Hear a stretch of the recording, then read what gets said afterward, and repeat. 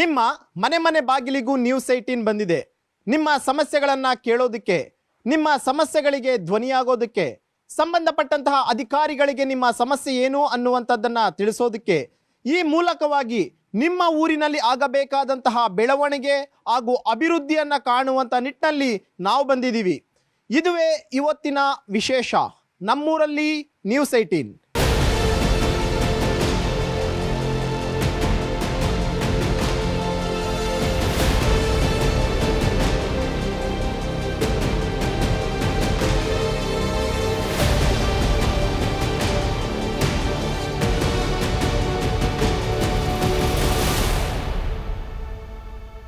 ಇವತ್ತು ನಾನು ದಕ್ಷಿಣ ಕನ್ನಡ ಜಿಲ್ಲೆಯ ಪುತ್ತೂರು ತಾಲೂಕಿನ ಹರಿನಗರ ಅನ್ನುವಂಥ ಒಂದು ಗ್ರಾಮಕ್ಕೆ ಬಂದಿದ್ದೀನಿ. ಇದು ತುಂಬ ಪುಟ್ಟದಾದಂತಹ ಗ್ರಾಮ. ಸುಮಾರು 70 ಮನೆಗಳವರು ಇಲ್ಲಿ ವಾಸವಾಗಿದ್ದಾರೆ. ಅದರಲ್ಲಿ ಆಲ್ಮೋಸ್ಟ್ 28 ಮನೆಗಳು ಬೀಳುವಂತಹ ಹಂತಕ್ಕೆ ಬಂದಿದೆ. ಇದಕ್ಕೆ ಕಾರಣ ಅಂತಂದರೆ ಸತತವಾಗಿ ಬೀಳ್ತಿರುವಂತಹ ಮನೆ ಮತ್ತು ಗುಡ್ಡ ಕುಸಿತ ಆಗ್ತಿರುವಂತಹದ್ದು.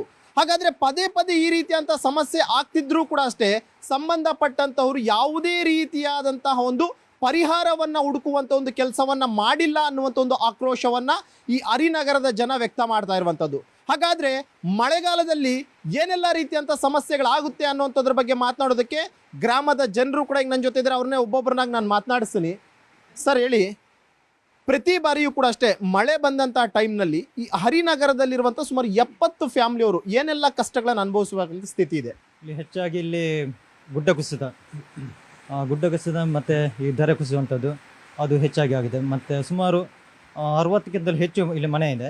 ಆ 60ಕ್ಕಿಂತ ಹೆಚ್ಚಿನ ಮನೆಗಳಲ್ಲಿ ಸುಮಾರು 35ಕ್ಕಿಂತ ಹೆಚ್ಚಿನ ಮನೆಗಳಿಗೆ ಡ್ಯಾಮೇಜ್ ಆಗಿದೆ.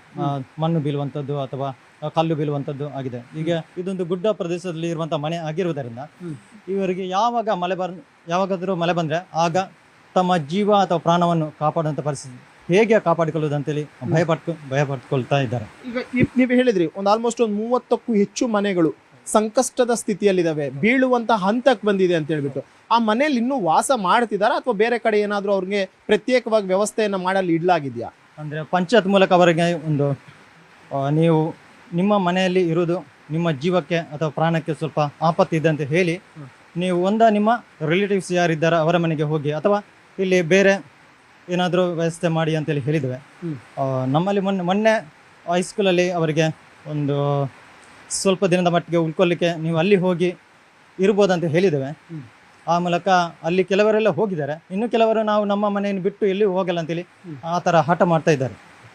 ಸರ್, ಈ ಹರಿನಗರಕ್ಕೆ ಬರೋಕ್ಕಿಂತ ಮುಂಚೆ ಒಂದಷ್ಟು ಜನ ಉಪ್ಪಿನಂಗಡಿಯಲ್ಲಿ ಇದ್ರಂತೆ. ಅಲ್ಲಿಯೂ ಕೂಡ ಇದೇ ರೀತಿ ಫ್ಲಡ್ ಆಗುತ್ತೆ, ಇಲ್ಲಿ ವಾಸಿಸೋದಕ್ಕೆ ಯೋಗ್ಯವಲ್ಲ ಅಂತ ಹೇಳ್ಬಿಟ್ಟು ಈ ಕಡೆ ಶಿಫ್ಟ್ ಮಾಡಿದ್ದಾರೆ ಅಂತ ಹೇಳಿದ್ರು. ಈಗ ಮತ್ತೆ ಇಲ್ಲೂ ಕೂಡ ಅಷ್ಟೇ ವಾಸಿಸೋದಕ್ಕೆ ಯೋಗ್ಯ ಅಲ್ಲ ಅನ್ನುವಂಥದ್ದನ್ನು ಇವತ್ತು ಪ್ರಕೃತಿ ತೋರಿಸ್ತಾ ಇದೆ. ಸೊ ಮುಂದೆ ಏನು ಮಾಡಬೇಕು ಇವ್ರಿಗೆಲ್ಲರಿಗೂ ಅಂತ ನೋಡಿ. ಉಪ್ಪಿನಂಗಡಿ ತಗ್ಗು ಪ್ರದೇಶವಾಗಿತ್ತು. ಮೊದಲು ಉಪ್ಪಿನಂಗಡಿ ತಾಲೂಕು ಕೇಂದ್ರವಾಗಿತ್ತು. ಈಗ ಉಪ್ಪಿನಂಗಡಿಯಲ್ಲಿ ನೆರೆ ಬಂದ ಕಾರಣದಿಂದಾಗಿ ಪುತ್ತೂರನ್ನು ತಾಲೂಕನ್ನಾಗಿ ಮಾಡಿ ಈ ರಾಮನಗರ ಅಂತ ಹೇಳುವಂಥ ಒಂದು ಜಾಗಕ್ಕೆ ಮತ್ತು ಈ ಹರಿನಗರ ಅಂತ ಹೇಳೋ ಜಾಗಕ್ಕೆ ತುಂಬ ಜನ ಆಮೇಲೆ ಇಲ್ಲಿ ವಸತಿಗೋಸ್ಕರ ಬಂದಿದ್ದಾರೆ. ಇಲ್ಲಿ ಏನಂದರೆ ತುಂಬ ಗುಡ್ಡ ಪ್ರದೇಶ ಇರೋದ್ರಿಂದ ಇಲ್ಲಿಯ ಜನರಿಗೆ ವಾಸಿಸಲಿಕ್ಕೆ ತುಂಬ ಕಷ್ಟ ಆಗ್ತಾ ಇದೆ. ಮತ್ತು ಇಲ್ಲಿ ಪಂಚಾಯತಿಗೆ ಅನುದಾನ ಈಗ ಇಲ್ಲಿಯ ನಮ್ಮ ಈಗಿನ ಸರ್ಕಾರ 30,000 ಅನುದಾನವನ್ನು ಕೊಡ್ತದೆ ಅಂತ ಹೇಳಿ ಖಾಲಿ ಭರವಸೆಯನ್ನು ಮಾತ್ರ ನೀಡಿದೆ. ಭರವಸೆ ಇನ್ನೂ ಈಡೇರಲಿಲ್ಲ. ಸರ್, ಇವ್ರು ಹೇಳ್ತಾ ಇದ್ರು ಸರ್, 30ಕ್ಕೂ ಹೆಚ್ಚು ಕುಟುಂಬದವರು ಇವತ್ತು ಸಾವು ಬದುಕಿನ ನಡುವೆ ಹೋರಾಟ ಮಾಡ್ತಿದ್ದಾರೆ. ತಮ್ಮ ಮನೆ ಯಾವತ್ತು ನೆಲದ ಪಾಲಾಗುತ್ತೋ ಗೊತ್ತಿಲ್ಲ. ಯಾಕಂದರೆ ಸಾಲ ಮಾಡ್ಕೊಂಡು ಮನೆ ಕಟ್ಟಿರ್ತಾರೆ. ಒಂದು ಮನೆ ಕಟ್ಟಬೇಕು ಅಂದರೆ ಅಷ್ಟು ಈಸಿ ಇಲ್ಲ ಈ ಟೈಮ್ನಲ್ಲಿ. ಸೊ ಇಂಥ ಸ್ಥಿತಿಯಲ್ಲಿ ಅವರ ಮನಸ್ಥಿತಿ ಹೇಗಿದೆ ಅಂತ ನೋಡಿ. ಇಲ್ಲಿ ನಾನು ಹಿರೇಬಂಡಾಡಿ ಪಂಚಾಯತ್ ಅಧ್ಯಕ್ಷನಾಗಿ ನಾವು ಮೊನ್ನೆ ಕೂಡ ಇಲ್ಲಿ ಒಂದು 4-5 ಸಲ ಭೇಟಿ ಕೊಟ್ಟಿದ್ದೇವೆ. ಆದರೆ ಇಲ್ಲಿ ಈಗ ನೋಡಿ, ನೀವು ನೋಡ್ತಾ ಇದ್ದೀರಿ ಈ ಏರಿಯಾವನ್ನು ಯಾವ ಥರ ಈ ಮನೆಯವರೆಲ್ಲ ಹೇಗಿದ್ದಾರೆ ಅಂತೆಲ್ಲ ನೀವೆಲ್ಲ ನೋಡಿದ್ದೀರಿ. ಇಲ್ಲಿ ಒಂದು 10-30 ಮನೆ ಇಲ್ಲಿ ಮನೆಯಲ್ಲಿ ವಾಸ ಮಾಡಲಿಕ್ಕೇ ಸಾಧ್ಯ ಇಲ್ಲ ಅಂಥ ಪರಿಸ್ಥಿತಿಯಲ್ಲಿ ಈ ಏರಿಯಾ ಇದೆ. ಹಾಗೆಯೇ ಸರ್ಕಾರದಿಂದ ಏನಾದರೂ ಒಂದು 10-30 ಸಾವಿರ ಏನೋ ರೋಡ್ಗೆ ಕೊಡ್ತೇನೆ ಅಂತ ಹೇಳಿದ್ದಾರೆ. ಇಲ್ಲಿವರೆಗೆ ಬರಲಿಲ್ಲ. ಎಲ್ಲ ರೋಡ್ ಬ್ಲಾಕ್ ಆಗಿ ನಮ್ಮ ಹಿರೇಬಂಡಾಡಿ ಗ್ರಾಮದಲ್ಲಿ ಒಂದು 30 ರೋಡ್ ಕಂಪ್ಲೀಟ್ ಬ್ಲಾಕ್ ಆಗಿತ್ತು. ಅದನ್ನೆಲ್ಲ ನಾವು ಪಂಚಾಯತಿಯಿಂದ ತೆರವು ಮಾಡಿಸಿದ್ದೇವೆ, ಓಪನ್ ಮಾಡಿದ್ದೇವೆ. ಆದರೆ ಇಷ್ಟರ ತನಕ ಸರ್ಕಾರದಿಂದ ಯಾವುದೋ ಒಂದು 30,000 ಒಂದು ಗ್ರಾಮ ಪಂಚಾಯತಿ ಬರ್ತದೆ ಅಂತ ಹೇಳಿದ್ದಾರೆ. ಅದು ಇಷ್ಟರ ತನಕ ಬಂದಿಲ್ಲ. ಹಾಗೆಯೇ ನಮ್ಮ ಈಗಿನ ಸರ್ಕಾರ ಯಾವುದು ಒಂದು ಅಭಿವೃದ್ಧಿ ಕೆಲಸಕ್ಕೆ ಮುಂದೊತ್ತಾಗಿ ಯಾವುದು ವಹಿಸ್ಕೊಂಡಿಲ್ಲ. ಯಾವುದು ಕೂಡ ನೋಡಿ ಈ ಎನ್ ಎಸ್ ಕೊಡೋದಾಗಲಿ, ಎನ್ ಎಸ್ ಕೊಟ್ಟು ನಮಗೆ ಪಂಚಾಯತಿಯಲ್ಲಿ ಎನ್ ಎಸ್ ಕೊಡಬೇಕಾದ್ರು ಅದು ಪಂಚಾಯತಿಯಲ್ಲಿ ಈಗ ಎನ್ ಎಸ್ ಕೊಡಲಿಕ್ಕೆ ಬರಲ್ಲ. ಈಗ ಒಂದು 3 ವರ್ಷದ ಒಂದೇ ಒಂದು ರೇಷನ್ ಕಾರ್ಡು ಕೂಡ ಆಗಲಿಲ್ಲ. ಹೊಸದಾಗಿ ಸೇರ್ಪಡೆ ಇದ್ದರೂ ಅದು ಕೂಡ ಮಾಡಲಿಲ್ಲ. ಹಾಗೆಯೇ ಪಂಚಾಯತಿ ಯಾವುದು ಅನುದಾನ ನಮ್ಮ ರಾಜ್ಯ ಸರ್ಕಾರದಿಂದ ಯಾವುದು ಒಂದು ಆಶ್ರಯ ಯೋಜನೆ ಮನೆ ಸಮೇತ ಖಾಲಿ ಒಂದು 4 ಮನೆ ಬಂದಿದೆ ಇಡೀ ಗ್ರಾಮಕ್ಕೆ 5 ಮನೆ. 5 ಮನೆಯನ್ನು ನಾವು ಇಡೀ ಗ್ರಾಮದಲ್ಲಿ ಒಂದು 500 ಮನೆಗೆ ಅರ್ಜಿ ಕೊಟ್ಟಿದ್ದಾರೆ. ಅವರು ಮನೆ ಅವರು ಯಾವ ಥರದಲ್ಲಿ ಮನೆ ಕಟ್ಟಬೇಕು, ಈ 5 ಮನೆಯನ್ನು ನಾವು ಗ್ರಾಮದಲ್ಲಿ ಹೇಗೆ ನಾವು ಕೊಡಬೇಕು? ಸರ್, ಈಗ ಇದು ನಿಮ್ಮದೇ ಮನೆ ಅಂತ ಕೇಳ್ಪಟ್ಟೆ. ಈ ಮನೆ ಕಟ್ಟೋದಕ್ಕೆ ನೀವು ಎಷ್ಟು ಖರ್ಚು ಮಾಡಿದ್ದೀರಾ? ಅದು ಹೇಳಲಿಕ್ಕೆ ಒಂದು ತುಂಬ ಆಗಿದೆ. ನಾವು ಇಲ್ಲಿ ಒಂದು 20 ವರ್ಷ ಆಯಿತು, ಇಷ್ಟವರೆಗೆ ಏನಾಗಲಿಲ್ಲ. ಇದೇ ಕೊನೆ ಇದಾಗಿದ್ದು. ಅಲ್ಲ, ಈಗ ನಾವು ನೋಡಿದ್ವಿ ಪಾಪ ನೀವು ಮನೆಗೆ ಏನಾದರೂ ಡ್ಯಾಮೇಜ್ ಆಗುತ್ತೇನೋ ಅಂತ ಹೇಳ್ಬಿಟ್ಟು ಹಿಂದೆ ಎಲ್ಲ ಪಾಪ ಟಾರ್ಪಲ್ ರೀತಿ ಹಾಕಿದ್ದೀರಾ. ಅಂದ್ರೆ ಆ ನೀರು ಮಣ್ಣು ಮೇಲೆ ಬಿದ್ದು ಮಣ್ಣು ಕುಸಿಬಾರ್ದು ಅನ್ನೋದು ಒಂದು ಕಾರಣಕ್ಕೂ, ಮತ್ತೆ ಈ ಕಡೆ ಡೌನ್ ಬೇರೆ ಇದೆ, ಯಾವತ್ತು ಏನಾಗುತ್ತೋ ಗೊತ್ತಿಲ್ಲ.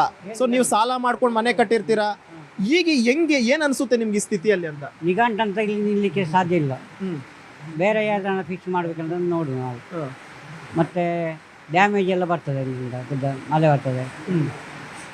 ನಿಘಂಟು ಹೇಳಲಿಕ್ಕೆ ಆಗುದಿಲ್ಲ. ಇಲ್ಲಿ ಬೇರೆ ಕಡೆಗೆ ಶಿಫ್ಟ್ ಮಾಡೋದು ಒಳ್ಳೆಯದ ಅಂತ ಹೇಳಿ. ಅಮ್ಮ, ನಿಮ್ದು ಆಲ್ಮೋಸ್ಟ್ ಒಂದು 30 ಮನೆಗಳು. ಈಗ ನಿಮ್ಮ ಮನೆ ಯಾವ ರೀತಿಯಾಗಿ ಇದೆಯೋ ಡೇಂಜರಸ್ ಪ್ಲೇಸ್ ಅಂತ ಅದೇ ರೀತಿಯಾಗಿದೆ. ಸೊ ನಿಮಗೆ ಏನಾದರೂ ಶಾಶ್ವತ ಪರಿಹಾರಕ್ಕೆ ಆಗ್ರಹ ಮಾಡ್ತಾ ಇದೀವಿ ಅಂತಂದ್ರು, ಯಾವ ರೀತಿಯಾದಂಥ ಪರಿಹಾರಕ್ಕೆ ನೀವು ಆಗ್ರಹ ಮಾಡ್ತಿದ್ದೀರಾ ಅಂತ? ನಮಗೆ ಯಾವ ರೀತಿಯಲ್ಲಿ ಪರಿಹಾರ ಇಷ್ಟವರೆಗೆ ಆಗಲಿಲ್ಲ. ನಾವೇ ದುಡ್ದೆಲ್ಲ ಇಷ್ಟು ಕಷ್ಟ ಬಂದು ಮಾಡಿದ್ದು ನಾವು ಮನೆ. ನಮಗೆ ಒಂದು 25,000 ಅಂತ ಲೋನ್ ಫಸ್ಟಿಗೆ ಒಂದು ಪಂಚಾಯಿತಿದು ಆಗಿದೆ. ಅದರಲ್ಲಿ ನಾವು ಫಸ್ಟಿಗೆ ಮನೆ ಕಟ್ಟಿದ್ವಿ. ಮತ್ತು ನಾವೆಲ್ಲ ದುಡ್ದೇ ಮಾಡಿದ್ದು, ಕಷ್ಟದಿಂದ ಮಾಡಿದ್ದು. ನಮಗೆ ಫಸ್ಟಿಗೆ ಜಾಗ ಅಂತ ಎಲ್ಲಿ ಎಂಥ ಹರಿನಗರ ಎಲ್ಲಿ ಅಂತಲೇ ಗೊತ್ತಿಲ್ಲ. ಇಲ್ಲಿ ನಿಮಗೆ ನಿಮ್ಮ ಗ್ರಾಮದಿಂದ ನಿಮಗೆ ಒಂದು 5 ಸೆಂಟ್ಸ್ ಜಾಗ ಪಾಸ್ ಆಗಿದೆ, ನೀವು ಮನೆ ಕಟ್ಟಿ ಅಂತೇಳಿ ನಾವು ಇಲ್ಲಿ ಮನೆ ಕಟ್ಟಿದ್ದು. ನಮಗೆ ಫಸ್ಟಿಗೆ ಹೀಗೆಲ್ಲ ಆಗ್ತದೆ ಅಂತ ಗೊತ್ತಿಲ್ಲ. ಇಷ್ಟು ಎತ್ತರ ಆದರೆ ನಾವು JCB ಅಲ್ಲಿ ಏನು ಮಾಡಿದಲ್ಲ, ನಾವು ದುಡ್ದೇ ಮಾಡಿದ್ದು ಇದು ಎಲ್ಲ. ಇವತ್ತು ನೋಡಿದ್ವಿ ಪಾಪ ಹಿಂದ್ಗಡೆ ನೀವೇ ಟಾರ್ಪಲ್ ಹಾಕೊಂಡಿದ್ದೀರಾ. ಅಟ್ಲೀಸ್ಟ್ ಮಳೆ ನೀರು ಕೆಳಗಡೆ ಬಂತು ಅಂದ್ರೆ ಅದನ್ನ ಹೋಗೋದಕ್ಕೆ ಏನಾದರೂ ಒಂದು ವ್ಯವಸ್ಥೆ ಮಾಡ್ಕೊಳ್ಳೋಣ ಅಂತ ನೋಡ್ತಿದ್ದೀರಾ. ಇದು ನೀವು ಮಾಡಬೇಕಾದಂಥ ಕೆಲಸ ಅಲ್ಲ ಆಯ್ತಾ, ಸಂಬಂಧಪಟ್ಟಂತಹ ಅಧಿಕಾರಿಗಳು ಗ್ರಾಮ ಪಂಚಾಯತಿಯಿಂದನೂ ಮಾಡಬೇಕಾಗಿರೋಂಥ ಕೆಲಸ ಇವೆಲ್ಲ. ಅದು ಯಾರು ಬರಲಿಲ್ಲ, ಇಷ್ಟು ಬಂದಿದ್ದಾರೆ, ಎಲ್ಲರೂ ಬಂದು ನೋಡಿ ಹೋಗಿದ್ದಾರೆ. ಇಷ್ಟವರೆಗೆ ಏನು ಸಹಾಯ ಮಾಡಲಿಲ್ಲ. ನಿಮ್ಮ ಗ್ರಾಮ ಪಂಚಾಯತಿ ಅಧ್ಯಕ್ಷರು ಹೇಳ್ತಿದ್ರು, ಇರೋ ದುಡ್ಡಲ್ಲಿ ನಾವು ಏನು ಮಾಡಬೇಕೋ ಮಾಡ್ತಾ ಇದ್ದೀವಿ, ಆ ರೋಡನ್ನು ಬ್ಲಾಕ್ ಆಗಿರೋ ರೋಡ್ನೂ ನಾವೇ ಕ್ಲಿಯರ್ ಮಾಡ್ತಾ ಇದ್ದೀವಿ, ಸರ್ಕಾರದಿಂದ ಯಾವುದೇ ₹1 ಅನುದಾನ ನಮ್ಮ ಗ್ರಾಮ ಪಂಚಾಯತಿಗೆ ಬರ್ತಿಲ್ಲ ಅಂತೇಳಿ. ಏನು ಹೇಳ್ತೀರಾ ಇದಕ್ಕೆ? ನಮಗೆ ಇಷ್ಟರವರೆಗೆ ಒಂದು ಏನು ಅನುದಾನ ಕೊಡಲಿಲ್ಲ. ನಮ್ಮ ಮನೆ ಗೋಡೆ ಗುಡ್ಡ ಜರಿದು ಮನೆಗೆ ಬೀಳುವಾಗ ಬಂದು ನೋಡಿದ್ರು ಹೋಗಿದ್ದಾರೆ. ಗ್ರಾಮ ಪಂಚಾಯತಿಗೆ ಹೋಗಿ VN ಅಲ್ಲಿ ಕೊಡುವಾಗ ಹೇಳಿದ್ರು, ನೀವು ಗುಡ್ಡ ಜರಿದಿದೆ ನೀವೇ ತೆಗೀರಮ್ಮ ಅಂತ. ನಾವು ಹೇಗೆ ತೆಗೆಯುವುದು ಇಷ್ಟು ಗುಡ್ಡವನ್ನು ಅಂತೇಳಿ ನಾವು ಇದು ಮಾಡಿದೆವು. ಈಗ ಗ್ರಾಮ ಪಂಚಾಯತಿಯಿಂದ ಯಾವುದಕ್ಕೂ ಬರಲಿಲ್ಲ ಇಷ್ಟರವರೆಗೆ. ₹1 ಇದು ಇಲ್ಲ, ಹೋಗ್ಲಿಕ್ಕೆ ದಾರಿಯೂ ಹೇಗೂ ಇಲ್ಲ ನಮಗೆ. ನಿಮ್ PDO ಬಂದಿದ್ರಾ? PDO ಬಂದಿದ್ದಾರೆ, ಒಮ್ಮೆ ನೋಡಿದ್ದಾರೆ, ಹೋಗಿದ್ದಾರೆ ಅಷ್ಟೇ. ಅಂತ ಹೇಳೋಬಿಟ್ರೆ ಅವ್ರ ಹತ್ಲಾಗೆ ನೀವೇ ತೆಗೀರಿ ಅಂತ ಹೇಳಿದ್ದಾರೆ. ನಾವು ತೆಗೆಯುವ ಯಾವ ಪರಿಸ್ಥಿತಿಯಲ್ಲಿ ತೆಗಿಬೇಕು MLA ಸಾಹೇಬ್ರ ಯಾರು ಮೇಡಮ್? MLA ಯಾರಿಲ್ಲ?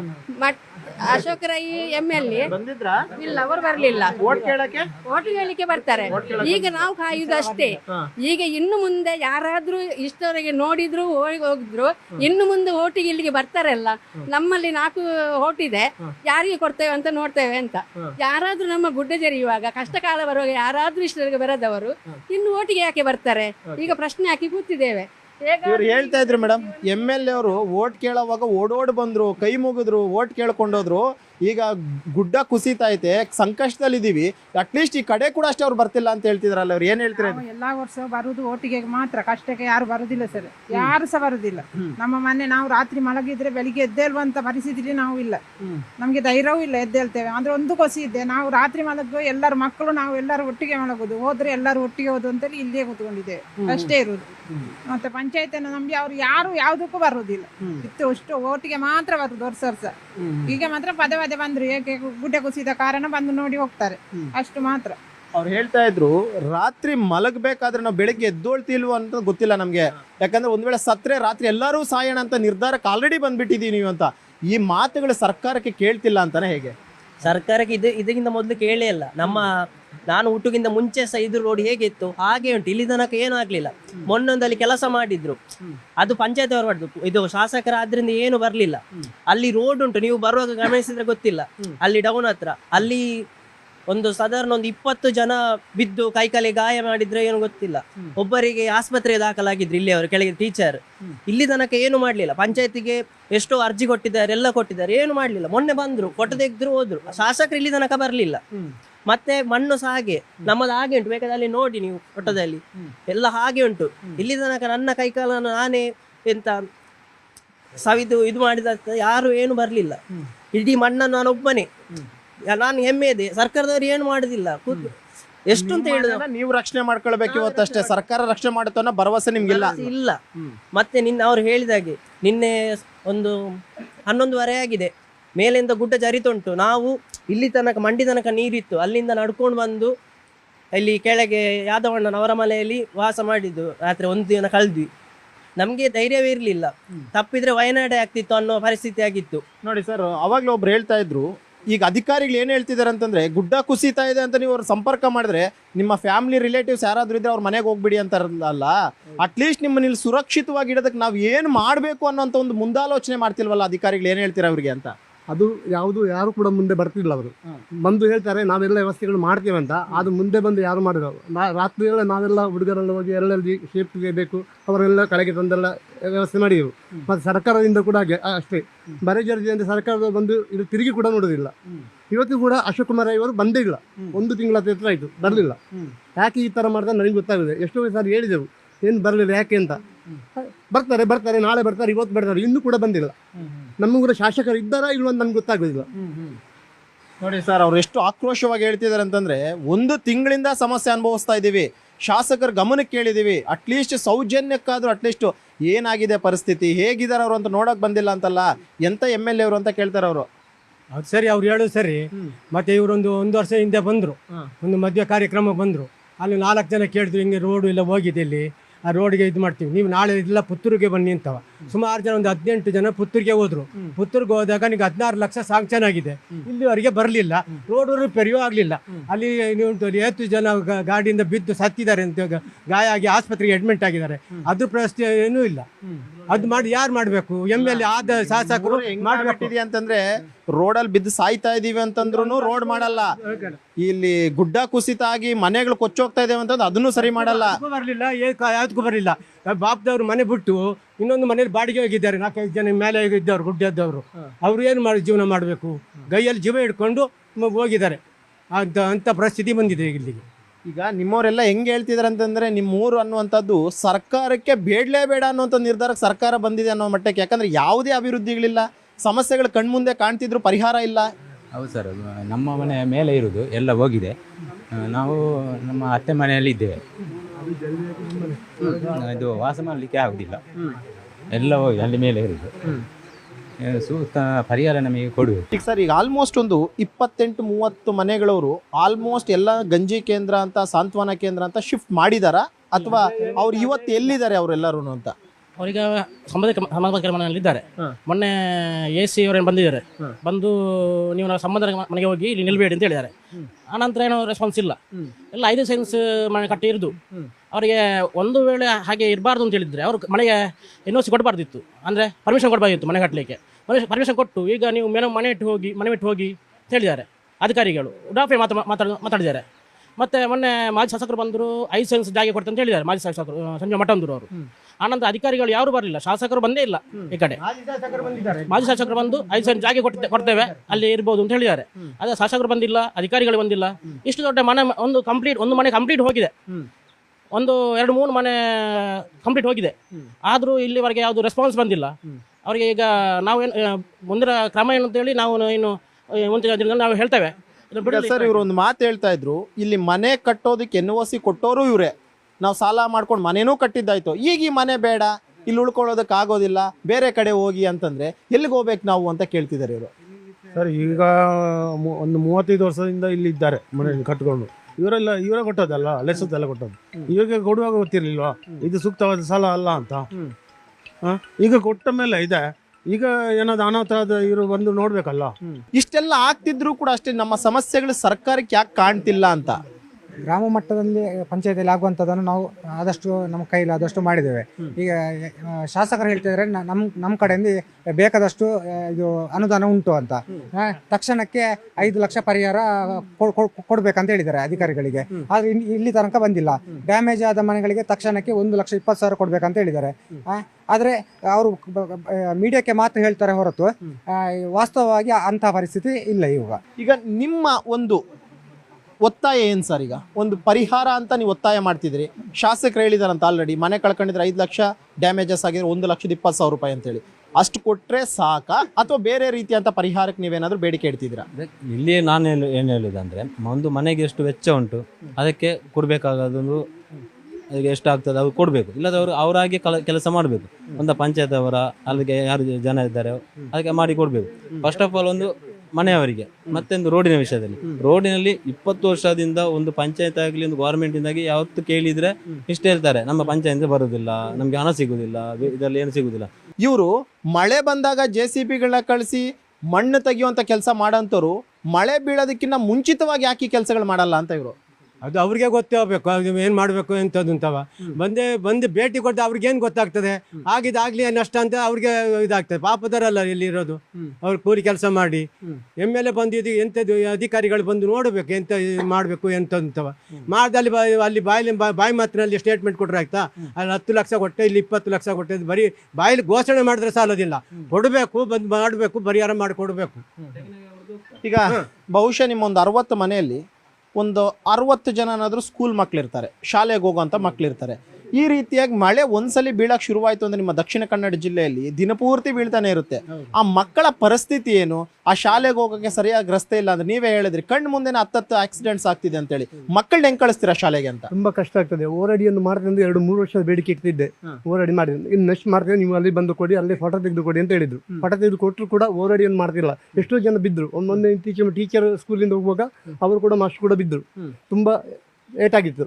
ಅದಂತ ಚಿಕ್ಕ ಚಿಕ್ಕ ಮಕ್ಕಳು ಕೂಡ ಬಿದ್ದರು ಬೈಕಿಂದ. ಆದರೂ ಕೂಡ ಓರಡಿಯನ್ನು ಇನ್ನೂ ಕೂಡ ಮಾಡ್ತಾರೆ. ನನಗೆ ಮಕ್ಕಳನ್ನ ಕಳಿಸಿ ನನಗೆ ಭಯ ಆಗ್ತಾ ಉಂಟು. ರಿಕ್ಷಾದಲ್ಲಿ, ಆಟೋದಲ್ಲಿ ಹೇಗೆ ಬೆಳಿಗ್ಗೆ ಶಾಲೆಗೆ ಬರ್ತಾರ ಅಂತ ಅಷ್ಟು ಹೆದರಿಕೆ ಆಗ್ತಾ ಉಂಟು. ಎಷ್ಟನೇ ಕ್ಲಾಸ್ ಓದ್ತಿದ್ಯಾ ನೀನು? 6ನೇ ಕ್ಲಾಸು. ಎಲ್ಲಿ ಸ್ಕೂಲ್ ಇರೋದು? ಶ್ರೀರಾಮ್. ಇಲ್ಲಿಂದ ಎಷ್ಟು ದೂರ ಅದು? 1 ಕಿಲೋಮೀಟರ್. 1.5 ಕಿಲೋಮೀಟರ್. ಹೆಂಗೆ ಹೋಗ್ತೀಯಾ ಸ್ಕೂಲ್ಗೆ? ನಾವು ರಿಕ್ಷಾದಲ್ಲೆಲ್ಲ. ರಿಕ್ಷಾದಲ್ಲಿ. ರೋಡ್ಗಳು ಹೆಂಗಿದೆ ನಿಮ್ಮ ಸ್ಕೂಲ್ವರೆಗೂ? ರೋಡ್ಗಳು ಸರಿ ಇಲ್ಲ, ಕೆಸರಲ್ಲಿ ಎಲ್ಲ ಆಗಿದೆ.